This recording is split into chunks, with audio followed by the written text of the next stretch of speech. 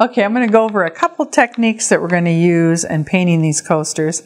We really want to focus on floating here to get your fruits to look realistic and have a little shape to them. It's just a matter of an application of paint in a technique called a side load float or a double load float. So for the side load float, if you have a large flat, anything number 8 probably and up, this is a 16 or a 12. So anyway, you're going to dip one corner into your paint and blend on your palette. And you want to blend quite a bit. I bet you I blend about 20 times on a palette, wax palette, before I touch the surface, because a good float will happen on your palette rather than on the surface. So here's one side of the brush. Now I'm going to flip it over and blend again.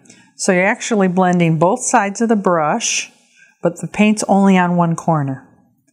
So blend, blend, blend, blend. And then the corner of the brush with no paint, I like to pinch that, just to take any little extra paint that might be out of there, out of the way. And then when you go to float, you've got a real soft gradation of color to do your side load float on your piece. Now the double load float is very similar. You dip one corner of your brush into one color and the opposite corner into another. See, there's quite a bit of paint on the brush. But when you blend on the palette, you know, when I first started painting, we used to blend nice and tidy, nice little neat little path. Now we like to mess it up a little bit.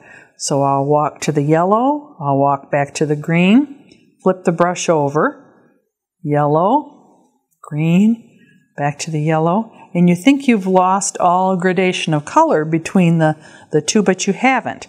When you go to paint, let's pretend you're painting a leaf here.